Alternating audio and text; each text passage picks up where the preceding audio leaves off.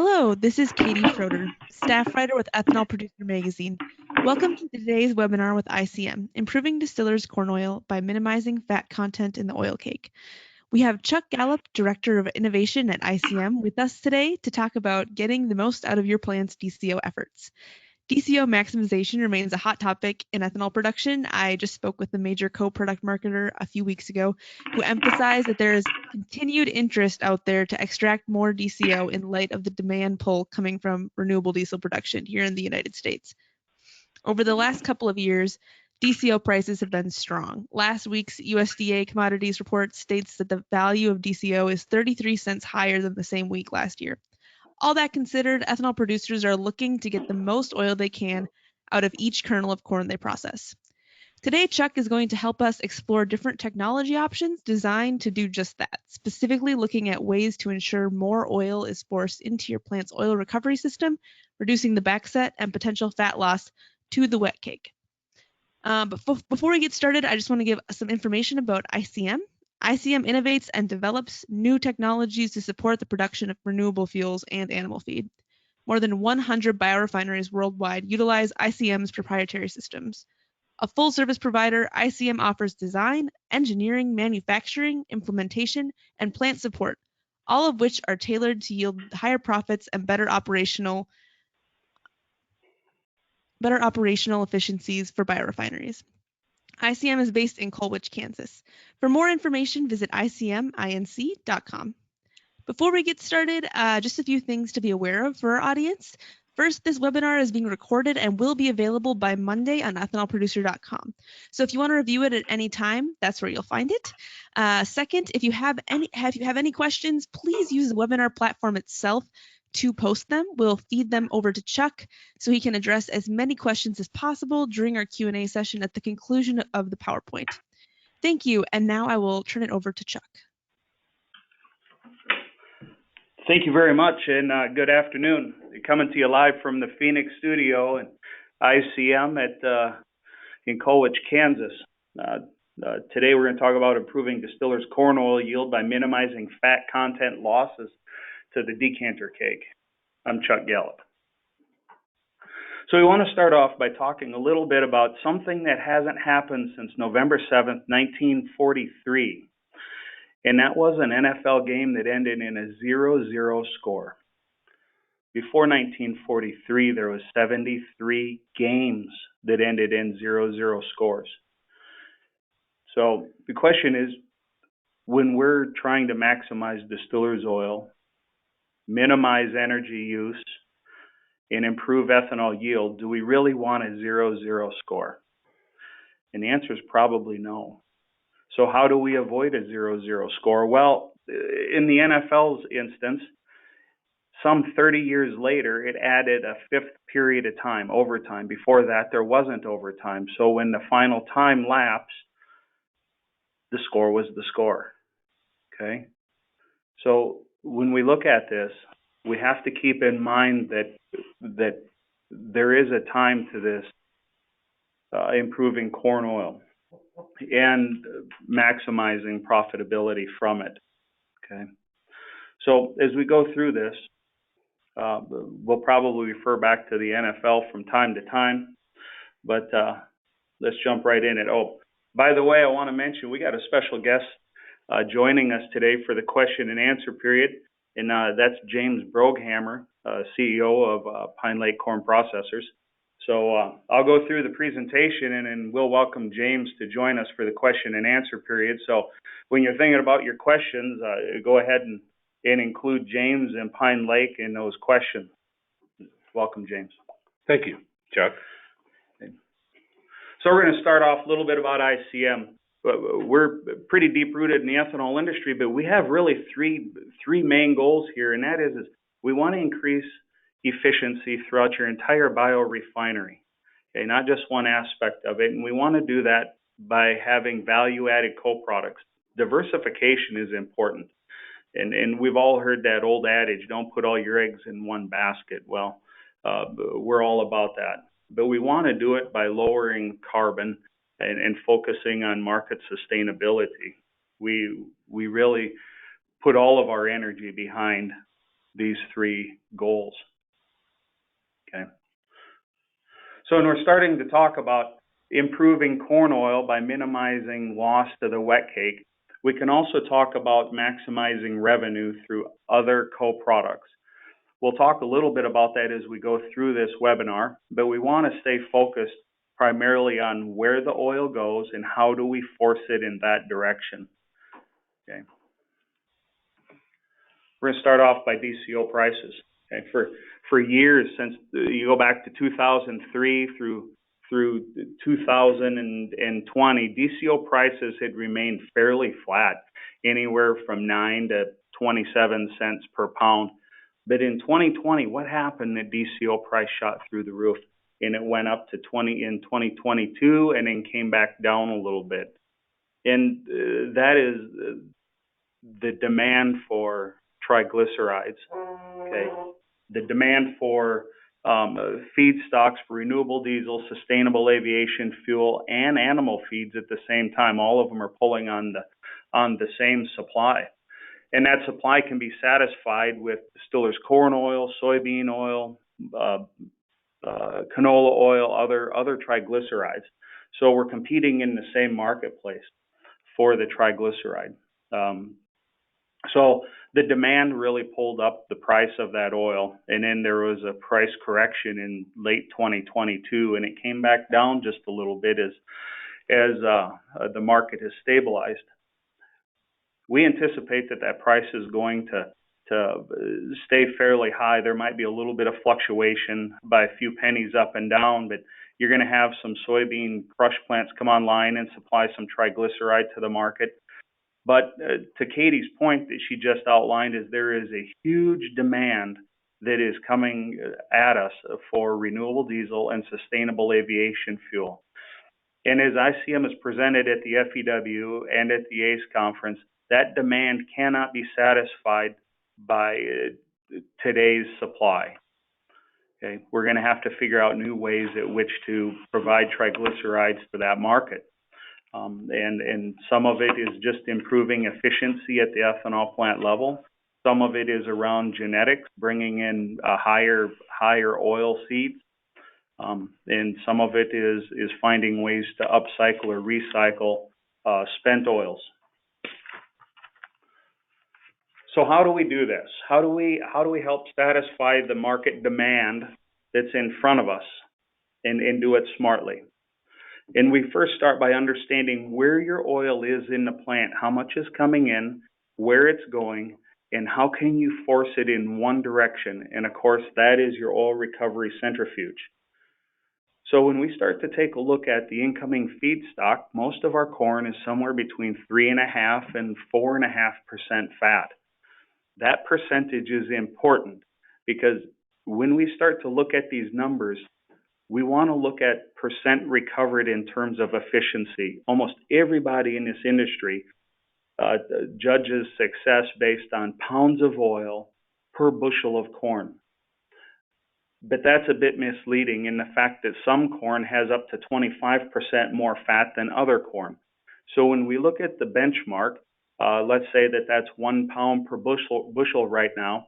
What is that really in terms of percent recovered from your incoming feedstock? Are you maximizing your recovery based on the percentage of fat coming in? So in this case, I want to point out that this slide is a recreation from Dr. Jacqueline DeMartini with IFF, and we've put some animations to it. But what we're pointing out is if your corn is coming in at, let's say, 4% fat, where does it go and how does it get there? So what we're looking at here is 137 pounds a minute coming in through your corn and going through slurry and liquefaction. It appears that you gain more oil, which is true. And that's because of the backset. The backset carries fat. And so we're contributing fat into slurry and liquefaction as it passes through fermentation, the beer well, and whole stillage. Okay. So as we increase oil recovery and minimize backset, we will minimize the amount of oil being recycled back to the front of the plant, and those numbers will diminish. Okay, so your 244 pounds indicated in the liquefaction tank will go down. The beer well will go down. The whole stillage tank will go down.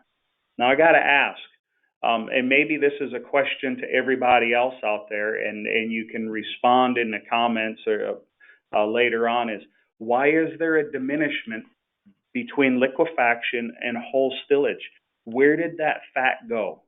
Okay, if it's not pulled out between those two, like with another oil recovery technology, which we're not indicating here, why is that fat going down? Okay, and it's substantial. 40 pounds a minute of fat or 30 pounds a minute of fat is substantial. But we'll come back to that. So I just want to put that out there to everybody listening to think about. So as we pass through the whole stillage, you get to your whole stillage decanters and you see there's a fractionation. 151 of the 210 pounds goes to the centrate, and roughly 62 pounds goes to the wet cake. The oil that's in the centrate isn't of the greatest concern. It's the oil lost to the wet cake that is lost, and we have no opportunity after that to recover that fat and get it into the oil storage tank. Okay. So then we pass through the centrate tank, evaporation, the syrup tank, and we indicate here the centrifuge after syrup feed. Now, most plants have that oil recovery centrifuge embedded somewhere in the middle of evaporation or between evaporation and the syrup tank. For simplicity, we show it after the syrup tank so that it's easy to follow. But in terms of mass flow and oil recovery, this is only an indication. So without recycle, this is what this looks like. Okay, we're passing straight through and we're recovering 55 pounds a minute of corn oil. We're losing 25 pounds a minute of oil to the final syrup.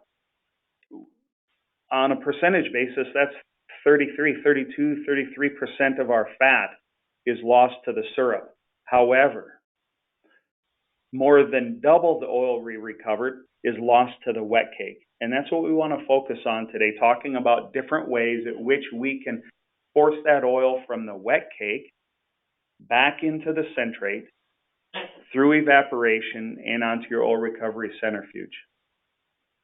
Okay. So how has it looked over the last 6 years?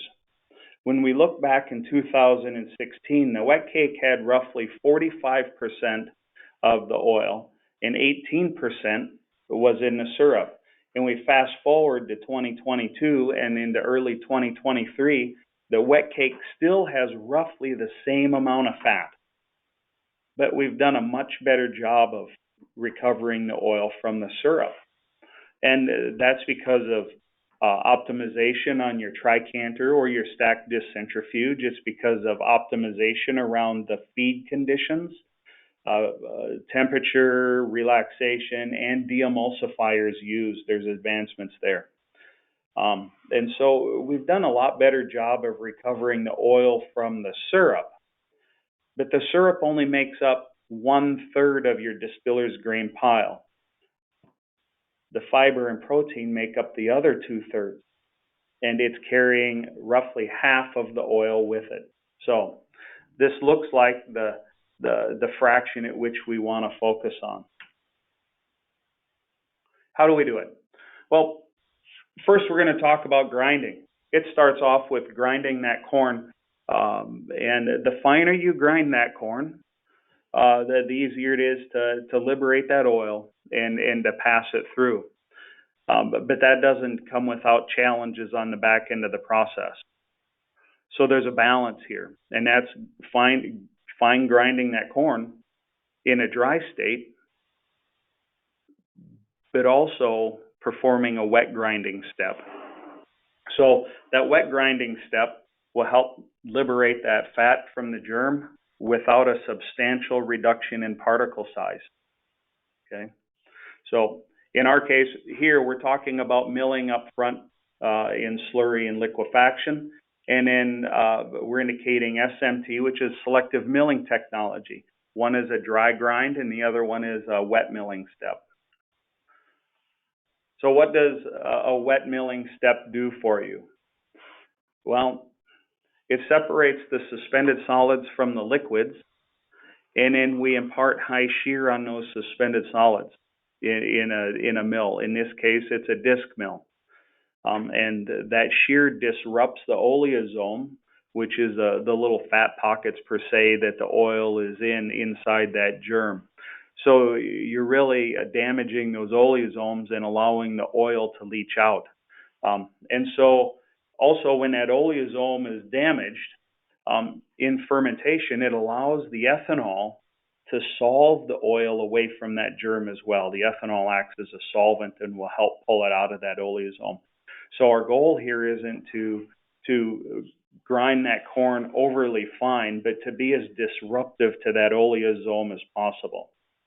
So fine grinding with your corn is okay. Wet milling is preferred, but there's another way at which you can do this, and a lot of plants are using this method, and that's the introduction of proteases, cellulases, xylenases. So there's a balance here between mechanical and biochemical to help liberate that oil. Now, we bring this up as a methodology in which to liberate that oil, but all of these methods come with a consideration on the back end of the plant, the solid liquid separation process that we have to be aware of. And so there's a balance there that has to be struck between grinding and enzymes and then suspended solids in your centrate in evaporator performance. And we'll get into that a lot more as we pass through these slides. But when we take a closer look at selective milling technology, the wet milling step to help damage those oleosomes, it first starts off with a mechanical separation device to separate the large suspended solids from the liquid. That liquid really doesn't need any additional energy put into it to break up those oleosomes. It's really in those suspended solids. And so when we separate those suspended solids and pass them on from the MZSA into a disc mill, then you can really put a lot of energy into a small fraction, meaning just the suspended solids and not the water. So the disc mill, Attritia mill, has been around a really long time. The wet milling industry was really front runners in pulling this technology in. You see this also in paper and pulp processing, which of course is fibrous as well, no different than our corn fiber and germ. And so we really want to put high shear to that germ and cause disruption to the fat pockets, the oleosomes holding that oil in place. When we take a look at grind profile, before and after a selective milling or a wet milling step, on the left-hand side here, you can see that roughly 33% of the suspended solids is in the bottom fraction of a sieve analysis. Okay, and when we look on the left-hand side, there's 1.2% that's in the top fraction. Okay, and really what we're talking about is shifting the grind profile pre and post SMT here, so that we have a slightly finer grind, but a lot of disruption happens to that germ. And here the red arrow is indicating where the grinding steps would be in a dry grind and then of course a wet grinding as well. Okay. At this point, we haven't increased our oil recovery potential. All we've done is liberated the oil from the germ. Now, the work that we've imposed before fermentation will carry through fermentation and distillation and is now presented to centrifugation, which every plant has, right? We all have centrifuges because there's too many suspended solids in your whole stillage for the evaporators, and there's too much water in the whole stillage for the dryers. So we have a centrifuge in place to separate the liquids from the solids. But even the operation of that centrifuge is a balance between cake dryness and suspended solids in the centrate. So what we want to talk about here is that if there's a way to divorce the relationship of suspended solids in your centrate and cake dryness, you then can increase the cake dryness, which reduces energy used by the dryers, but it really forces the oil out of the suspended solids and into the centrate. Once it's in the centrate, now we can direct it towards the evaporators and the oil recovery centrifuge.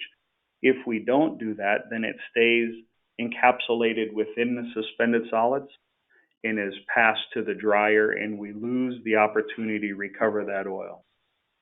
Okay.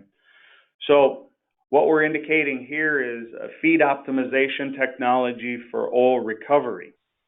And what this technology does is it's a two-stage centrifugation with a re-wetting step in the middle of it. We're performing a high torque, high G-force centrifugation of the wet cake, taking that cake, re-slurrying it with clean cook water, and then centrifuging it again. And in doing so, the first step, which we're looking at here, is really rich in oil. And so the middle picture is indicating a fat-rich cream on top of that centrate.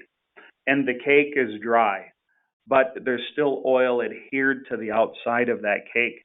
It's stuck to the outside, much like oil would be stuck to a sponge or a rag or something. And we got to wash that oil away. So we take the cake, we re-slurry that cake with clean cook water, and then we pass it through the centrifuge again. And the end result is the oil that was adhered to the surface of that cake, both the fiber and the protein, is washed off and into that wash water. That wash water then is reintroduced back into the process. The cake now is really dry. And you can see by the video on the right-hand side that cake, although it's coming out of back of the centrifuge trailer at 41 to 45% solids, is still dry and light enough that it's blowing away in the wind. Okay, and this helps to reduce energy in the dryers. Here's an example of what that wash water would look like. We can see down at the bottom that there is very little suspended solids that is carried out with that second pass centrate back into the process. So we can essentially say we're not recycling inert suspended solids into the process. But what we are recycling is that fat layer that's on top of that water, that liberated fat. Although it shows up as a suspended solid in your lab analysis, it is not a detrimental suspended solid. It's going to be recovered. So when we look at this and we optimize a feed optimization technology, we increase the torque on those decanters and force more suspended solids into the centrate. That increase in suspended solids is primarily oil, not protein or fiber.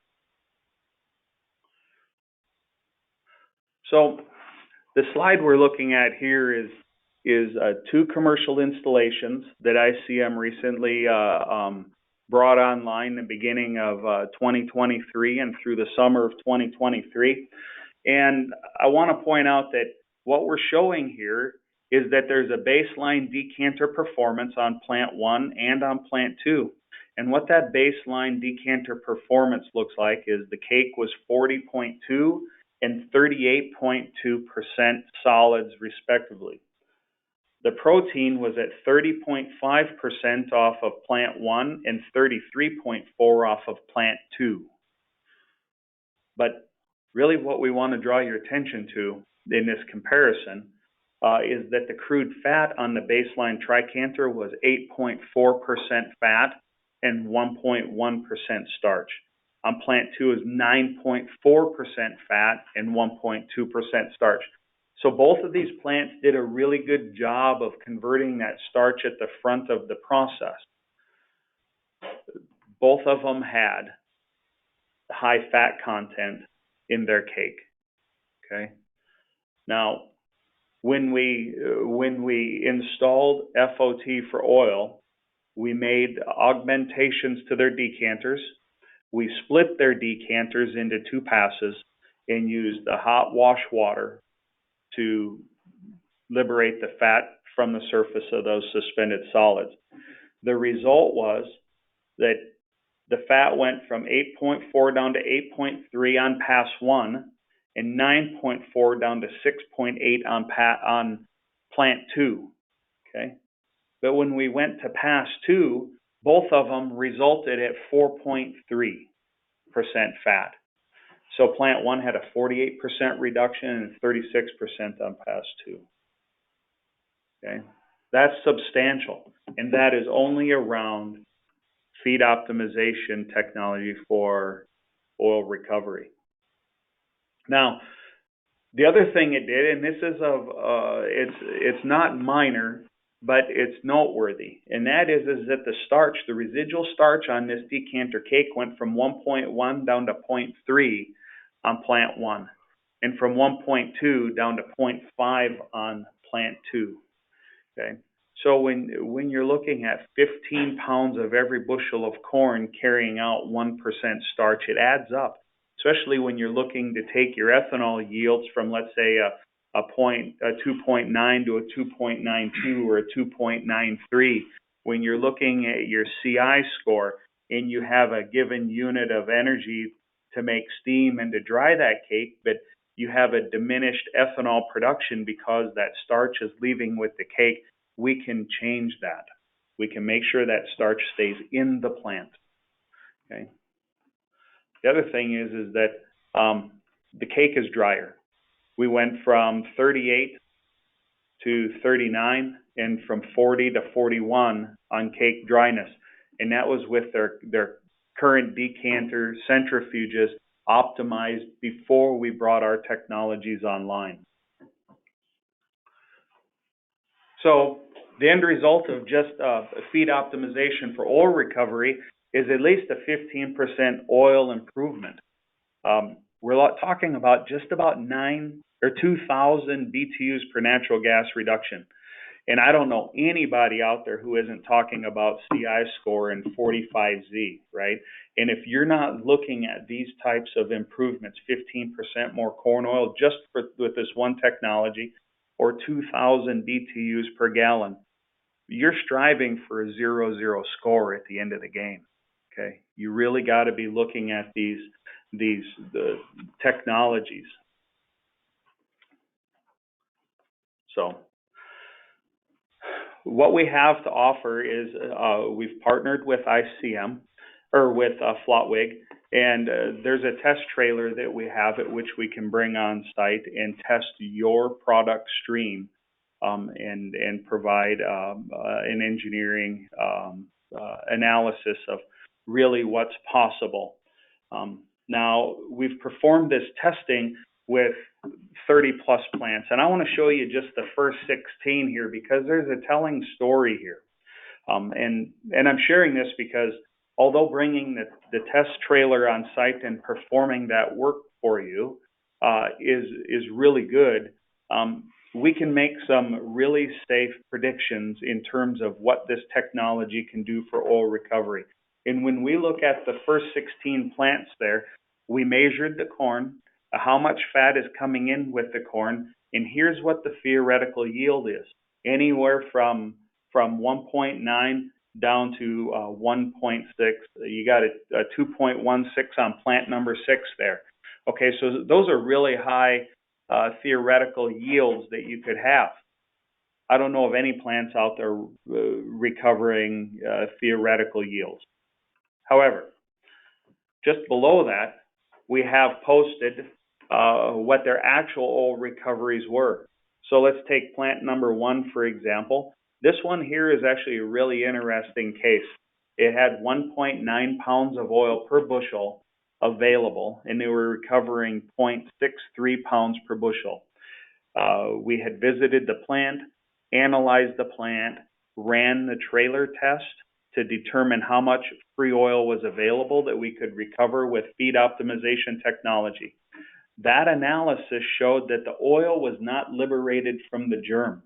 It was still encapsulated in that oleosome. So we made a recommendation to install a wet milling step and change their centrifuges. Okay, from an antiquated, obsolete centrifuge to an up-to-date, efficient centrifuge. And the end result of just those two recommendations changed them from a 0.63 to a 0.95. That is not without, that is without the other technologies at which we're going to talk about. So one of the case studies that we're really proud of, and James Broghammer sitting next to me is pretty proud of too, and he should be. We're going to dive into that in a minute. We don't have his case study in here, but I want to draw your attention to the percent recovery. Okay, and this is really your scorecard as a ethanol and distillers corn oil producer. It isn't how much fat, the actual pounds of oil you recover, but it's the percentage of what was available. What are you leaving on the table, right? If you're just going through the motions and you're okay with a 50% recovery, then that's okay. But if you want to do better, then we can get you to 60%. We can get you to 70%. We can get you to 75% oil recovery. All right, so we're going to jump into Pine Lake Corn Processors results. Now, this is a unique case study. We're going to start off with where they are today. Like I said, James is going to be live with us for the question and answer period. So as we go through this, don't be afraid to draft questions for James around his results. So currently, they're running an 87 to 88 million gallon a year rate. Okay, and we're going to get into those results in just a second. These results are from 2 years ago, running a 78 million gallon a year rate, having a 1.83 pounds per bushel theoretical yield, and he was recovering 1.33 for over a year. Okay, the 73% of his oil recovered. If we look back to the previous 15 case studies, there's nobody coming even remotely close to a 73% recovery. Okay, so James is at, for over a year, he was at a 1.33. Now, James sped up from a 78 to an 88 million gallon a year rate, but did not change any of his technologies. And it went from 1.33 down to 1.27, which is a 70% recovery. A 3% change is still, it's measurable, it's noticeable over a year.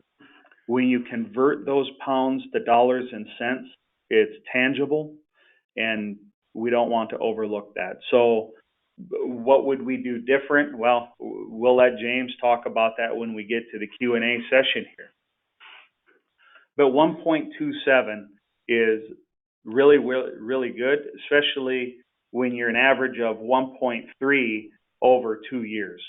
So how do we do that? Well, first it starts by knowing where all of that fat is going.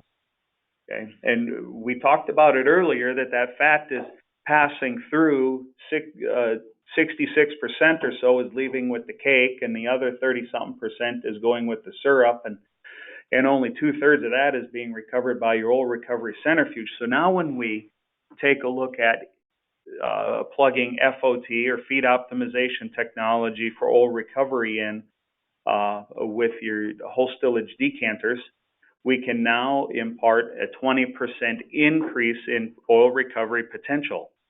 So you went from 62 pounds per minute leaving with the cake down to 51 pounds.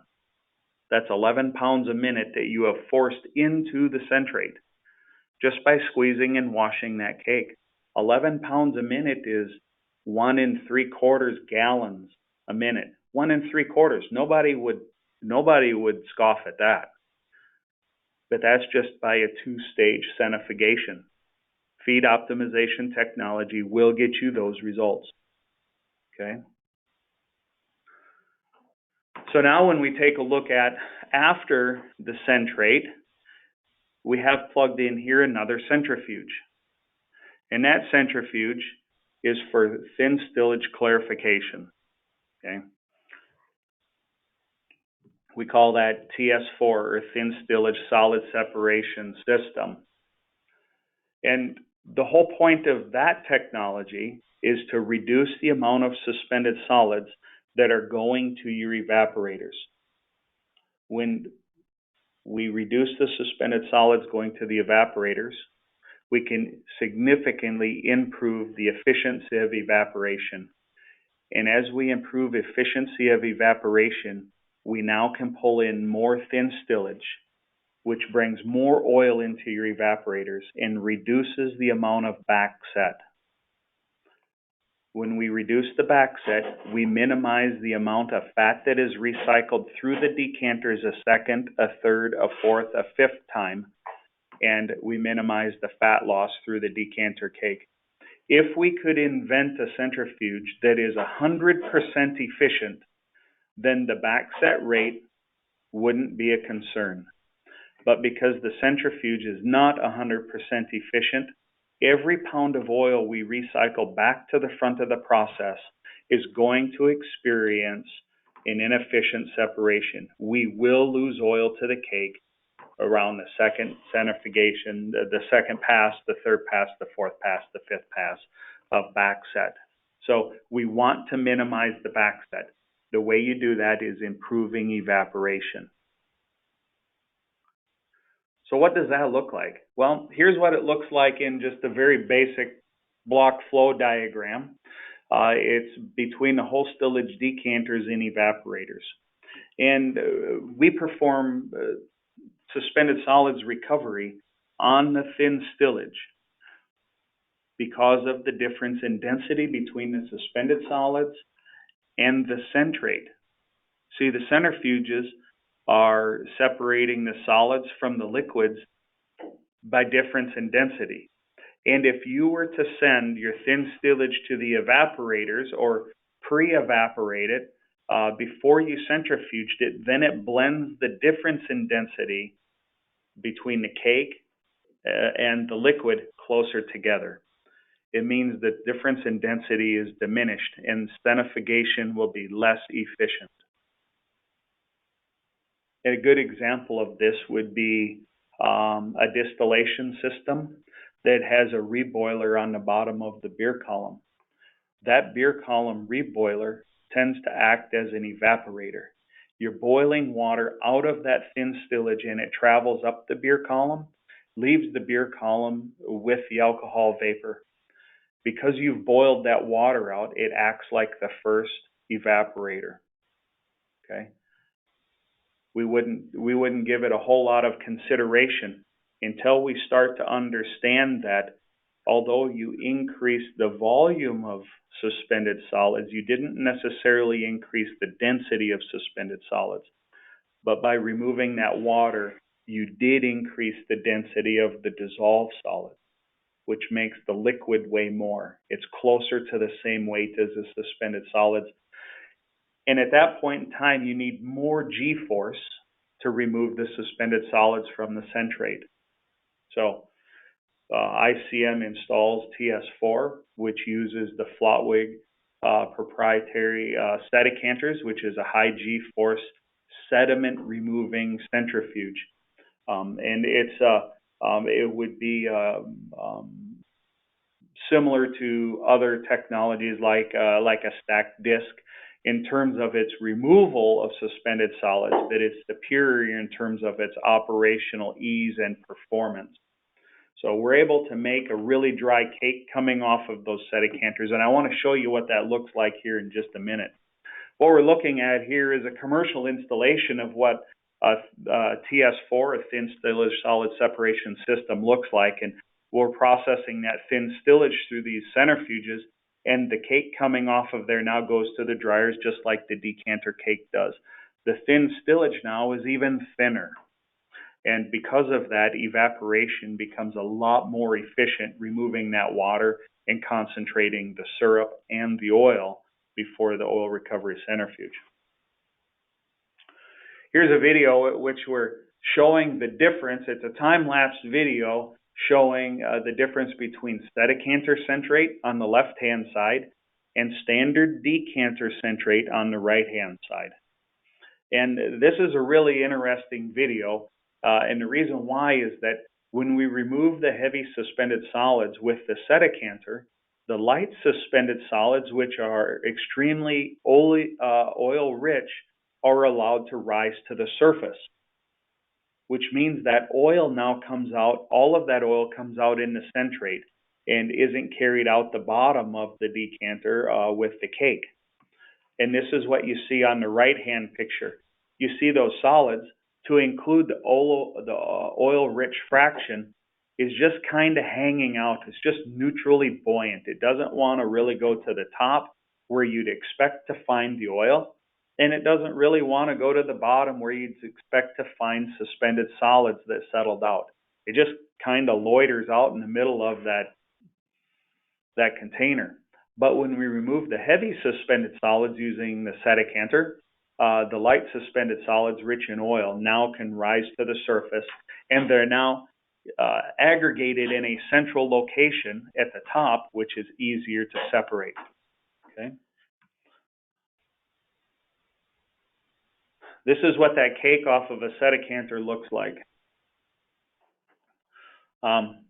This is one of the primary differences between the Flatweg Decanter that is deployed with TS4 versus a stacked disc centrifuge, whether it be a shot type stacked disc centrifuge or other technology providers nozzle type stacked disc centrifuges. The stacked disc centrifuge typically produces a flowable liquid concentrate, meaning that those suspended solids have to be flowable. The Decanter, in contrast, produces a cake that is a solid. It sets up. It's able to be conveyed with a drag conveyor, with a scroll conveyor, and it has a lot less water associated with it. So when we mix it with the decanter cake and send it to the dryer, it doesn't carry an additional hydraulic burden to the dryers.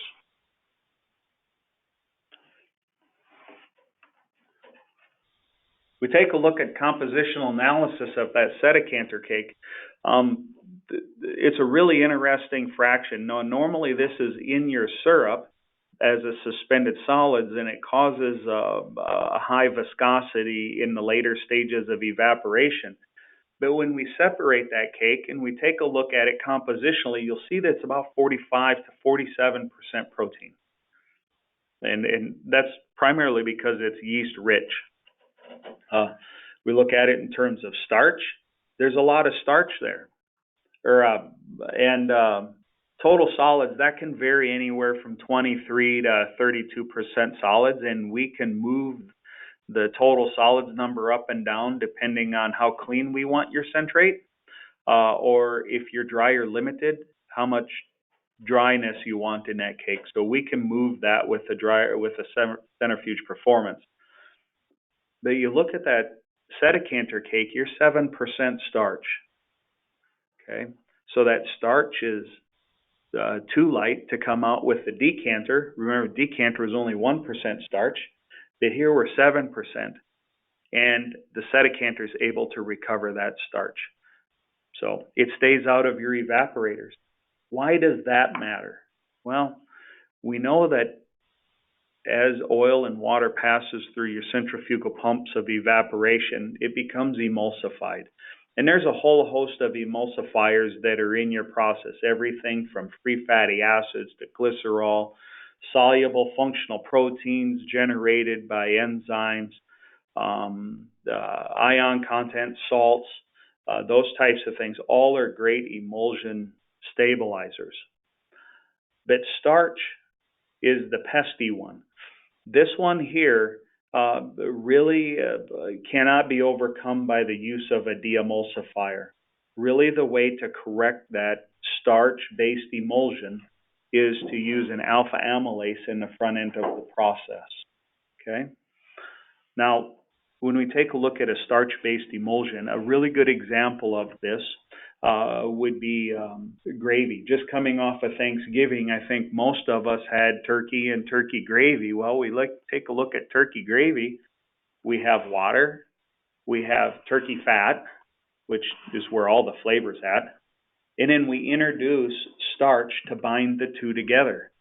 And just like at my house, if the gravy sits in the fridge for 2, 3, 4, 5, 6 months because it's in a Cool Whip container and no one knows what it is, that gravy will pull away from the sides of the bowl and there'll be a huge crater running down the middle of it. But the oil never comes free. The oil stays bound to the starch in the water.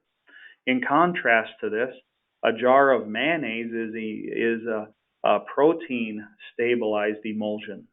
Okay, and when you heat that mayonnaise up, you denature the protein, and it releases the oil. Okay, so if you leave a jar of mayonnaise sit out on the countertop, over time the oil will rise to the surface, but never with a starch-based emulsion. So when we take a look at the decanter or the Decanter cake here and we see that it's 7% starch, we pull that out of that process stream. It minimizes the emulsion that's created and stabilized, which then reduces the amount of work you have to do to break that emulsion and free the oil up. So starch is very important. But there's also 5% fat in that cake. That can be reduced by washing that cake, just like we do with FOT. It becomes very capital intensive to do so. But when we look at this cake, where of your 15 pounds per bushel of distillers grains, this fraction makes up roughly 3/4 of a pound. Okay. And of that 3/4 of a pound, 5.6 of it is fat. By sacrificing 5.6% of 3/4 of a pound, we're now able to increase oil recovery by optimizing evaporation and then minimizing emulsification by 20%. Okay, how do we do that? Well, how do we improve evaporation? And it's by removing those suspended solids. What I want to show you here is that on the left-hand side, we have fixed this recirculation pump in this pump curve at 100 horsepower. Okay, because we don't have variable horsepower on our recirculation pumps, we've fixed the horsepower, but we have varied the viscosity. I said earlier that the suspended solids are what contributes to the viscosity change in the syrup. When we look at using 100 horsepower with roughly a 15-inch impeller, and we vary the viscosity from 3,000 centipoise before the deployment of the Decanters and TS4 to 300 centipoise after you remove those suspended solids, your recirculation rate through your falling film evaporator goes from 1,500 gallons a minute to 4,000 gallons a minute. That's a significant increase in that falling film evaporator. Two things happen. One is that you improve the heat transfer across that tube and shell heat exchanger, and two, you increase the velocity of the thin stillage from the top of that heat exchanger to the bottom. That minimizes fouling. Okay, if you can reduce or minimize the fouling of your evaporators, they can stay online longer and they require less CIP. So by changing the viscosity through the evaporators, we can change evaporator performance, and then we can pull in more thin stillage into your evaporators, which reduces the backset or the amount of oil that's recycled through the front of the plant, and we then can increase oil recovery potential. But once we remove those suspended solids, and we improve evaporator performance on your first effect evaporator, and then on your second effect evaporator, now the viscosity is low enough that you can consider a third effect evaporator and take advantage of the heat reuse 1 time, 2 times, 3 times. In the Delta T design, there are 3 evaporators that were part of the original design, but they're a cold or a cool evaporative system. In the ICM design, there's 2 effects, but they're hot. And this technology is really efficient as we deploy it into the ICM process, where we have more evaporation capacity, more evaporative performance, and less backset. So we take a look at making thin stillage thinner. We want to reduce the amount of suspended solids in the thin stillage, increase evaporative performance, force the oil into the thin stillage, and then into your oil recovery centrifuge. Now this is a new technology that ICM has commercialized. What you folks are seeing here is a secondary solid liquid separation step after the Sedicanters. And what we're showing is the clarity of the thin stillage as it can be presented to the evaporators. ICM has partnered with a filtration company, and we developed a cross-flow filtration system that has the ability to remove all of the suspended solids from your thin stillage and present them to your oil recovery centrifuge, including the oil. So this would be the ultimate technology to minimize all fat losses from syrup.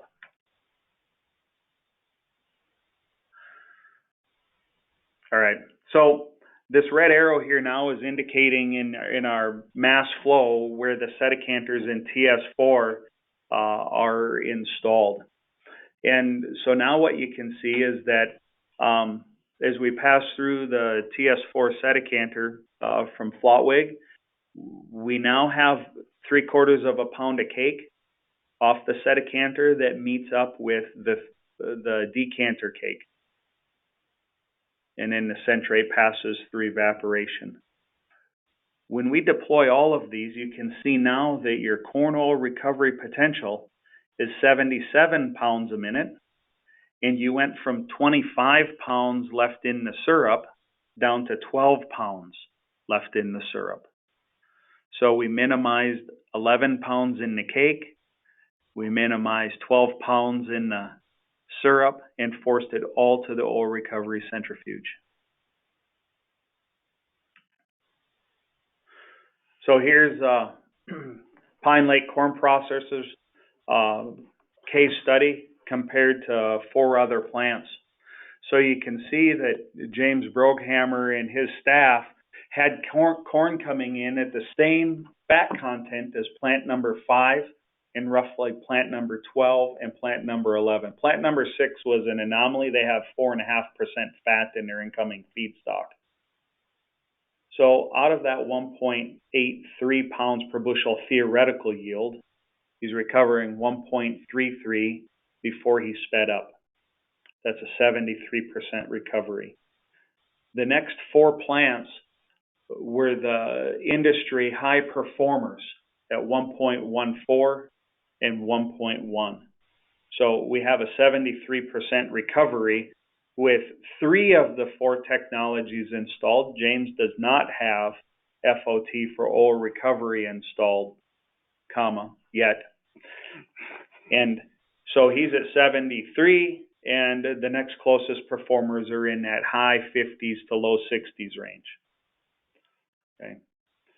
Now, I want to draw attention to when we went from a 78 million rate to an 88 million rate at this particular plant, there were no concessions made to the increase in flow through the Sedicanters. And so we saw a slight yield reduction from 73 down to 70. Okay. ICM recommends that we process all of your evaporator feed through the Decanters. Now, coming back to one of the most important steps is liberating that oil from the germ, disrupting that oleosome. And most plants out there have some type of advanced enzyme being deployed, whether it's in slurry liquefaction or fermentation. And those enzymes, they do a great job liberating that oil from the oleosome, but it causes so many suspended solids in the centrate that there's evaporator performance degradation. The centrifuges, as currently designed in almost every ethanol plant, are not designed to handle the volume of fine suspended solids.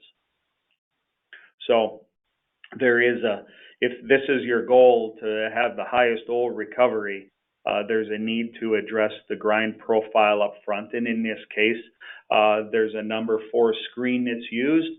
I think that we've observed this in maybe 30% of the ethanol plants where there's a really fine grind. Okay, but it's important when you move up in grind profile and move up in size, you can expect to see a reduction in oil recovery potential unless it's corrected by additional enzymes. At some point in time, you disrupt that balance, that OPEX and CAPEX balance. Okay. So by doing all of this, there's a really low backset rate. We got third effect evaporators, just like we talked about, to concentrate that syrup even more.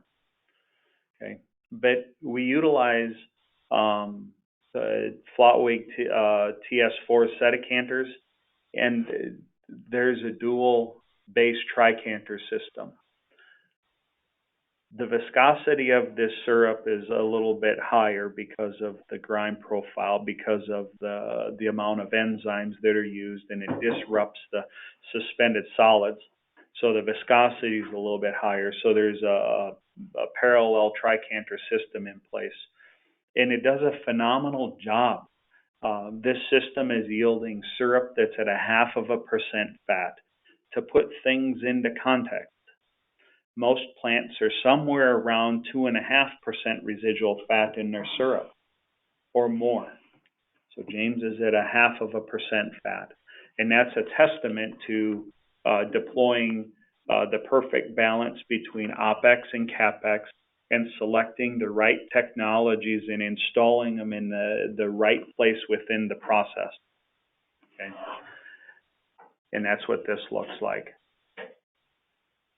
ICM's toolbox has everything you need for oil recovery improvements, protein diversification in the production of Protomax. If you're looking for improved yield, ethanol yields, corn oil yields, reduction in energy consumption, we have it in our toolbox and are ready to deploy it to your plant. So I want to say thank you for joining us today and welcome you to continue to stay on the call here and participate through the question and answer period. And if you have any questions regarding anything we presented today, or if you're interested in having us come out to your plant and conduct any on-site testing, please don't hesitate to reach out to us. I have my contact information here. We also have Chris Gherkin, who's our principal scientist, standing by to receive calls as well. I'll answer any of your questions or take some samples and analyze them for you and help you make a decision on the right path forward. So with that, I think we're ready to open it up for questions. Great. Thank you so much, Chuck. Joining Chuck for Q&A, as he's mentioned, is James Brogerhammer, CEO of Pine Lakes Corn Processors. And the first question I have for the two of you is, when you talk about fat flow through the plant, how are you measuring the fat content? Is it extraction, acid hydrolysis, or some other way? That's going to be extraction. And that's a really good question. And that is that when you look at accelerated solvent extraction methodologies, there is a difference between the true theoretical yield and the potential yield there, and that's because the use of accelerated solvent extractions pull out other things than just triglycerides. It can pull out proteins with it. It can pull out things like urea, other components that are just soluble in either a PET ether or a hexane. So when we look at this and you ask, well, what solvent are you using for your solvent extraction? We really have to look at what other components can be removed with that particular solvent and take that into consideration when we're analyzing how much triglyceride is left in that resulting feedstock or feed product. Yeah, that definitely makes sense. Oh, I have another question that just came in. One second here. Okay. For plants that have selective grinding, how is their efficiency measured? Are there any indicated metrics or adjustments needed to be made? Yeah, so there's a couple different ways when we look at that wet milling step to judge success of that wet milling step. The first one is, and this is the easiest one to do, is a viscosity change. That wet milling step is going to expose more starch, and as soon as that starch is exposed, it'll start to gelatinize and get thicker. It's counterintuitive to what we would expect to see through a milling step, but we should see the performance of that SMT measured by the amount of exposed starch. And we can also look at it through particle size analysis, and in this case, it's a wet analysis, and it's a special test. But we look at it that way. Now, in terms of operating that system, we really want to put as much energy into that milling step as possible. So that means maximizing full load amps from the motor. If you have, let's say, a 300 horsepower motor on your mill, you want to maximize that by pulling all full load amps. So that might be somewhere around 340 amps draw. Great question. Yes, we have some good questions coming in. All right. My next question is, as a producer, can I achieve similar results with enzymes only? James, I want to put that one in front of you. So, in our plant, we use the high temp protease that's provided by, Novozymes, and then we have used some cellulosic enzymes as well, but not very much, just a small part of that. So the answer I'm going to have to give you is no. I don't see how you can get the oil to the oil machines, tricanters, distacks, without some of these technologies that we talked about, evaporation, separation, and so forth. So you'll get some, but not all of it. Interesting. Thank you, James. The next question I have coming in is, how is the water balance affected when minimizing backset? Is BS replaced by a new stream created by these new systems? Yeah, that's a really good question, and we get this one quite often. How do these technologies affect water balance? And so each plant is rather unique in their water balance. Typically, you replace backset with evap condensate or process condensate as almost on a 1-for-1 ratio. But when we start squeezing more and more water out of that decanter cake and forcing it into the centrate stream and present it to the evaporator, there can be a disruption to water balance. So what I would submit to you is that if you're considering these technologies, that one of the first things we do is take a look at your plant and your water balance and start with considerations in water management. We have to manage that water first and understand where it's going. Yes, absolutely. Our next question is, are your fat measurement tests done at the plant or sent out for third-party analysis? So ours are sent out for third-party analysis, although we have developed an in-house test to measure the performance of the tricanter So we have set up a hexane extraction under a hood sampling just because we wanted more immediate feedback of what made the tricanter perform better. So most of it is sent out to one of the labs you use. Midland, I believe, is one we use. And so most of it's sent out, but we did develop one test in-house with hexane under the hood. Great. Thank you, and Jim. I would add that. Oh, go ahead. I would add that ICM has the analytical ability to test that through solvent extraction as well. But we also use third-party analysis for customer samples, and if the customer is already using a particular lab to create some continuity in results and trust those results, so we will also use that same third-party lab that the customer is currently using. Midwest Labs. Yeah, Midwest. Yeah. Yeah, But that makes. Yeah. Our next question is a little bit longer, but bear with me for some context here. So this technology allows additional grinding, but can you go further? Obviously, smaller particles that enhance all of the enzymatic action. Is there room to go smaller than current screen to set up with SMT? Is there room to push TS4 and FOT further with smaller particles to get more oil, cellulose, starch, etc.? Yeah, theoretically, you can turn this into the finest of powders. Viscosity is going to become an issue. That's right. You'll have a viscosity issue, and you'll get to that point where traditional centrifugation means just won't recover the suspended solids from the water. At that point in time, really your only consideration is absolute exclusion, filtration. Right. So you're trading different types of technologies to accomplish the same solid-liquid separation step, but there is a balance there between fine suspended solids and centrifugation versus really fine suspended solids and filtration. Mm-hmm. Our next question is, are you saying that additional starch is recovered and recycled back into the plant for additional ethanol production? With FOT for oil recovery, yes. That is indicated with the results across 30 or 40 different pilotings, yes. Awesome.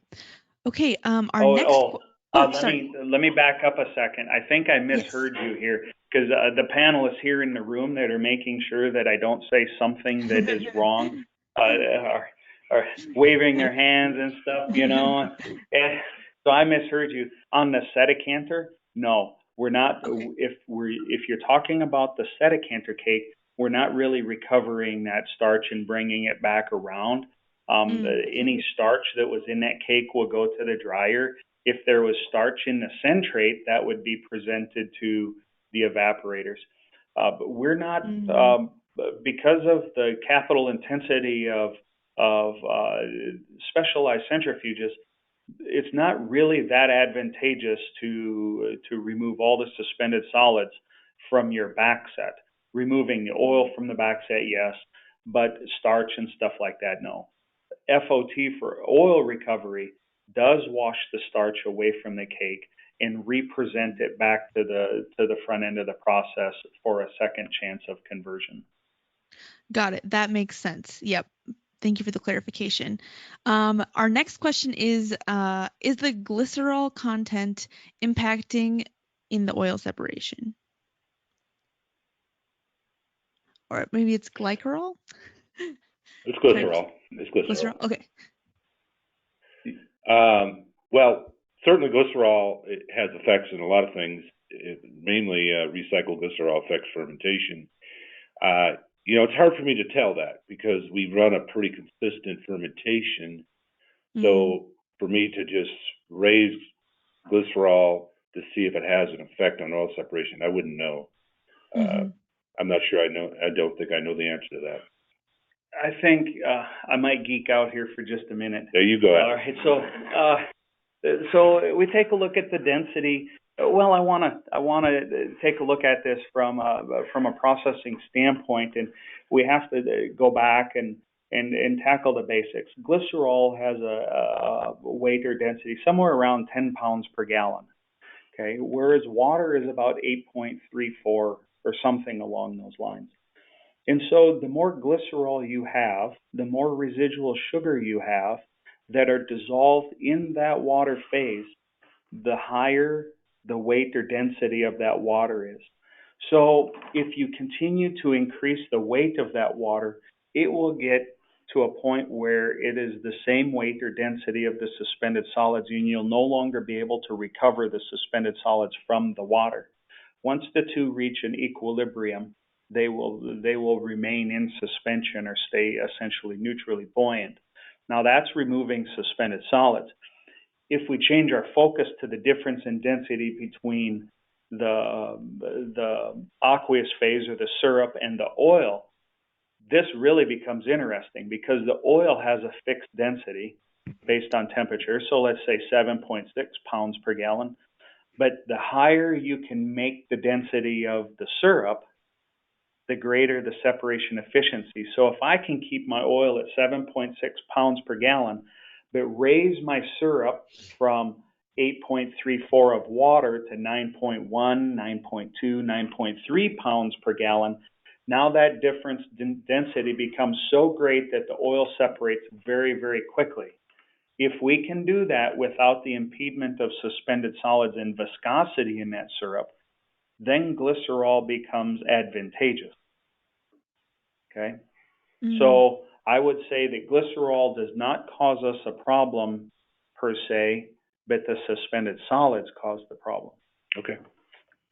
That makes sense. The next question I have here is, a lot of plants don't have the hammer mill horsepower to run number 4 screens. With SMT technology, wouldn't a plant be able to run bigger screens in the hammer mills and then let SMT reduce particle size without creating a lot of dissolved solids that are created with smaller hammer mill screens? Yeah, that is a very true statement. So if you don't have the capacity to add more hammer mills or more electrical availability on those hammer mills, you can't put bigger motors on there, then just move to the next stage, and that's to impart the high shear in the wet milling step. Just move to the next stage. You can still have the particle size reduction, and the true goal is disruption to the oleosome to get the fat liberated. And so selective milling technology or that wet milling step will do exactly that. James, I want to ask you, what did you have to do to go from a standard number 7 or number 8 hammer mill screen and be able to run your plant with a number 4? Well, we had to add hammer mills. And the other thing is you have to be very careful about taking any high moisture corn because 17.5% moisture corn will stop that hammer mill in a heartbeat. So yes, added hammer mills, added horsepower. We had to go from 250 horse, upgraded those to 300 horsepower, added a third one, and then when we doubled the plant, we now have 6 300 horsepower hammer mills. Did you have to do anything to your bag house, your dust collection system? Nothing. Did you see anything different in your mixing? Mixing the water and corn flour together with dough balls or anything like that going to number 4? Well, you can get dough balls for a variety of reasons, mixing being the primary one. But no, it was all able to handle the system well. These high-temp proteases are really good at getting things to a soluble state or flowable state, pumpable state. Perfect. Thank you. Is there a recommended order in which to install these processes to get the best bang for the buck? Wow. Yeah. Great question. Yeah. So I think that's going to be plant specific, and there'd have to really be a high level analysis done, and which one has the most impact. Now, what I can say from the basic understanding is that you design from the front to the back, that you implement from the back to the front. Okay, so your plant is already designed. We just need to implement the new technologies from the back to the front. So what I would say, just generic statement here, is I would first remove the suspended solids from your centrate with TS4. What that does is it enables you to optimize evaporation and reduce backset. The second thing it does is it allows you to optimize your whole stillage decanter with FOT for oil recovery, or even without that technology, you can increase the torque and be able to accommodate a higher suspended solids loading in your centrate if you have TS4 in place. Now, at that point in time, you have the technology that will minimize suspended solids carry over to evaporation. You can change your focus to high doses or higher doses of specialty enzymes and through a finer grind. Yeah, I would reiterate that. I think I would start with the Decanters first, and then right with that, put in the improved scrolls in the decanters. That I know for our plant was immediately a couple thousand BTUs per gallon right on the spot.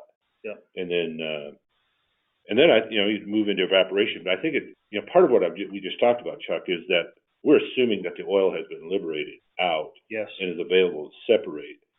So, do they have the high temp protease? Do they have the fine grind or the SMT grind? And have they used a little bit of the right enzyme combination to release that?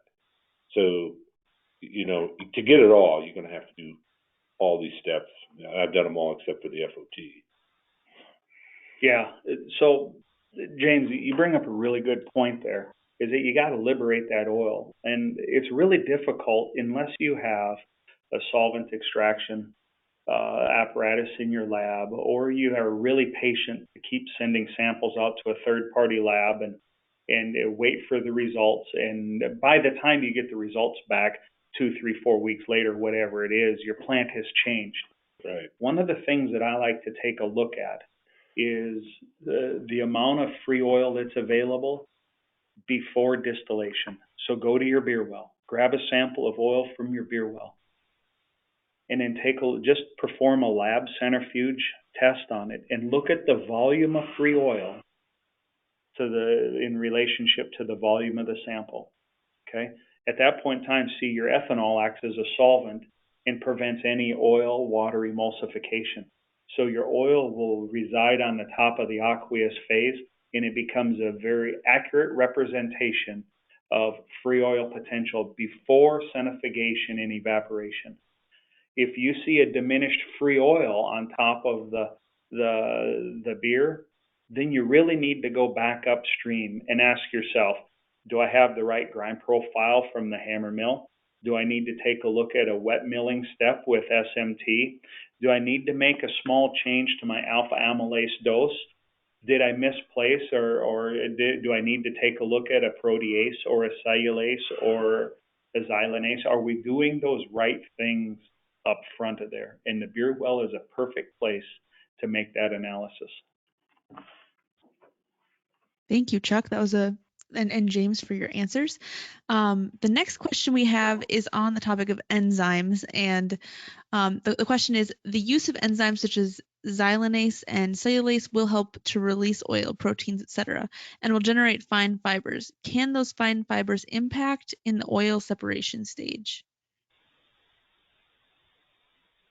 James, you take that. Well, certainly they can, and you've got to be careful not to get that too high in fine fibers. I would tell you one of the great things about the Decanters is it's going to help with that. So yes, you can go too high. I think you heard me earlier say that I use a little bit of cellulase. I have run into the problem of using too much, and it just doesn't work as well. Things do not perform as well. So I would tell you early on in my quest for higher oil, that was probably the single biggest mistake I made, was using too much of those higher end products. They're good. They release oil. Just be careful. They can really cause problems. So great question. Did you have anything to add, Chuck? If not, we can go to the next one. No, hey, thanks for the. It's like you can actually see see my facial expression and how uneasy I was sitting on the chair and holding back.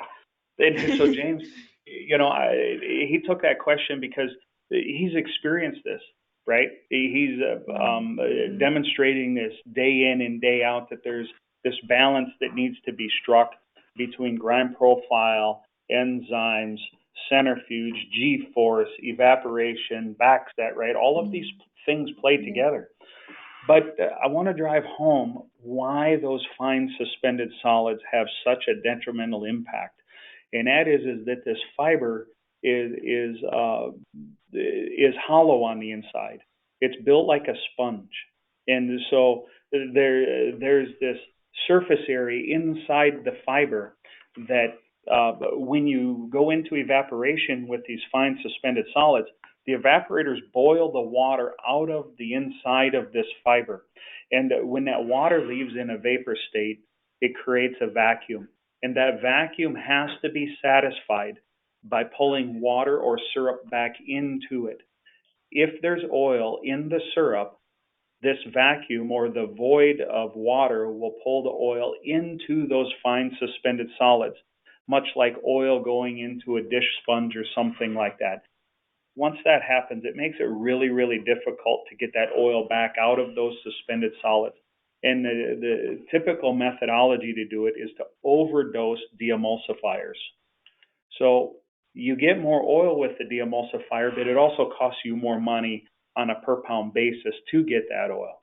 So the right thing to do here is really pay attention to how much enzymes you're using, how much fine suspended solids you're creating, and above everything else, make sure that you're deploying the right technology to remove those suspended solids before evaporation. It's easier to prevent the problem than it is to correct the problem. Thank you, Chuck. Our next question, I think we only probably have time for one or two more, is on, is there an ability to reduce any enzymes with grinding finer?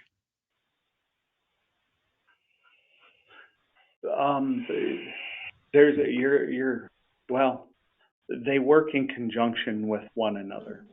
And so, yes, if you increase surface area, you should be able to reduce the catalyst or the enzyme.